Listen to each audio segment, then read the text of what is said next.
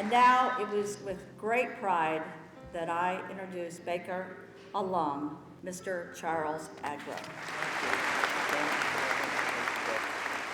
About a year ago this time, I was in New York, and I met Charlie for the first time. And he took me and a couple of other people all around Ground Zero. He was part of the rescue and then the recovery. I realized that day what a great contribution he had made. He needed to come back and tell his story. I am so excited about his remarks today. As the attacks were unfolding, I assumed the position of chief of the logistics section in our emergency operations center and functioned in that position until recovery operations were completed 8 months later. I wanted them to feel the impact of 9/11 and to see how we are rising from one of the worst tragedies in this country's history to once again show the world that we will not surrender to anyone.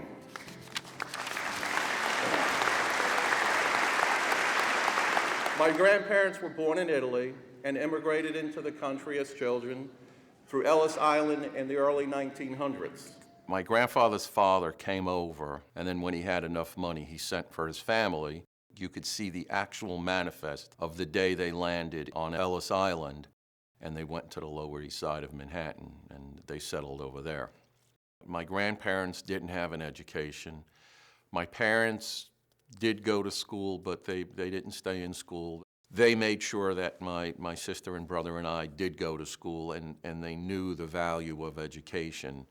I was living in Brooklyn. I was playing football at the time, and I saw some of the seniors going to college. I knew I wanted to get out of New York for a while and just see the rest of what was going on out there.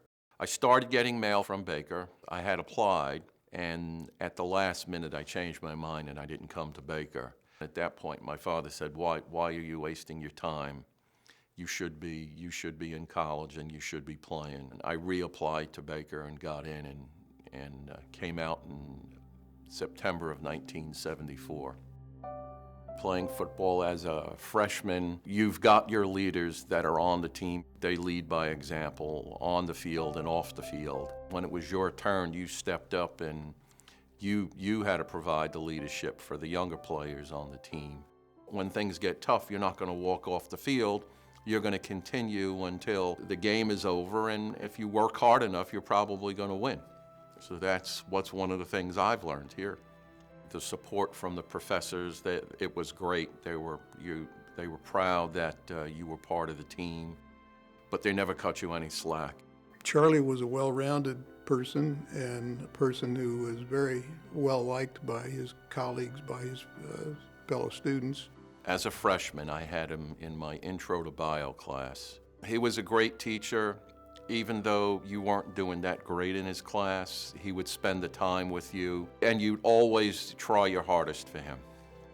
I'm proud I worked hard to get through. It wasn't easy. I was a double major with biology and psychology. I wasn't sure where it was going to go. I was pretty well open to anything coming out of college.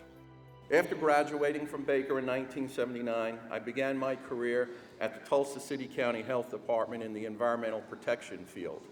Because I was a biology major, I spent most of my career in the environmental protection field. One of my specialties was in the food poisoning area, air sampling, water sampling. We did noise evaluation, so it was the scientific background really helped me in that area. And in 1985, I started my career at the Port Authority of New York and New Jersey.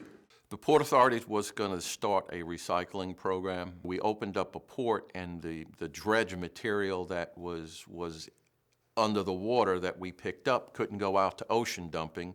But what do you do with 150,000 cubic tons of this waste?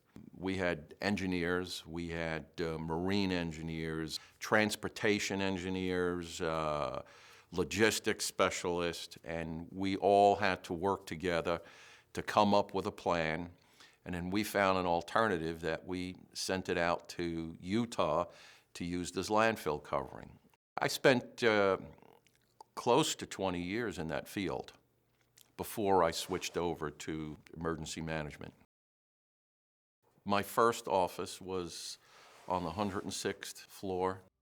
That morning, I left the house just a little bit later than I normally do. When I got to the toll, the first message came over the public radio that one of the towers was on fire, and it looks like a plane may have hit it.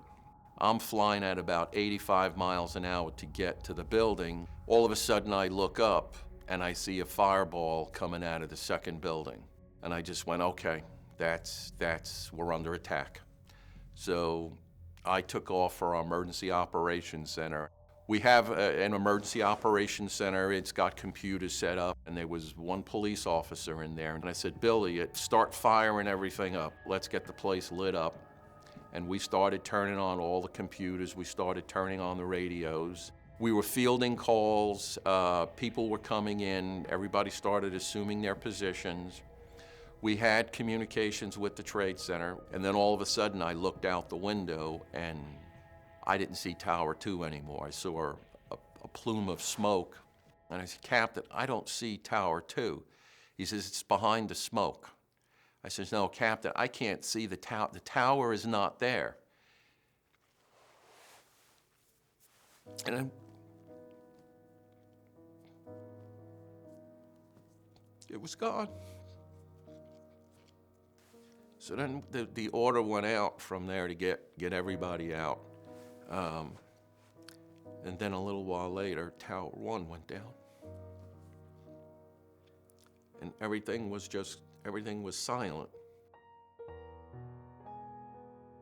The captain got up and he just said, look, we just lost 2 buildings. We've got a lot of hurt people out there. We got to get to work. We had a quick meeting. What do we need right now? Well, we need every piece of equipment. We called up a crane company. How many cranes do you have in this area? And they said, they told us what we got. He said, whatever we have is yours. It was on a rescue mode. It stayed on a rescue mode for 5 days, and then it switched over to recovery. There was going to be recoveries, and they were expecting large amounts. How would we be able to handle that? Thinking outside of the box, let's bring in 20 refrigerated trailers. How are we going to move our people in and out of the site? Besides them walking, the half mile in, it was like, okay, let's go out and get these all-terrain vehicles, go out and get 6 of them, put trailers on them and get people in and out. We were totally wiped out with our communications. What are we going to do? Well, let's go out and get a trailer and we'll build it, we'll design it, and I'll bring in my construction crews and I'll get this and I'll get that. There was nothing that was requested that we weren't able to do. This was something I had never imagined I would do. You had to think outside the box. You had to think outside the box. And that's, and the guys that we were counting on us, we made sure that they had everything they needed to do their job, and they had the worst job in the world to do. Right now, I'm running what they call the grant program. That's my, every day when I go to work, I do that. But when that call comes, I go up to the Emergency Operations Center. It's jump into the field clothes, let's go. When the call comes in, we answer the call. He has the confidence to make things happen. In logistics, you have to make things happen. And then you think of the contributions he's made to society and truly saving lives. I hereby present to you today Baker University recognition for your distinguished service and your dedication to public service. Thank you. It's an honor. It's an honor that few people ever get to do, and it's something you'll remember the rest of your life. As you leave this university, you can always come back, and your Baker family will always be here to welcome you. The Baker community is tremendously special. I can't tell you what the magic is, but it's palpable. People feel it and sense it and retain it like Charlie has. At some time in your life, you will be called upon. You will be faced with a challenge you never expected, but you will reach deep down inside yourself to embrace that challenge and overcome all obstacles. You will be amazed at what you can accomplish when you need to, but then again, you are a Baker graduate, and you too will follow in the footsteps of its great alumni. you're going to get called upon. You don't know when it's going to happen, but when it does, you're going to have to answer it, and you will be able to do it.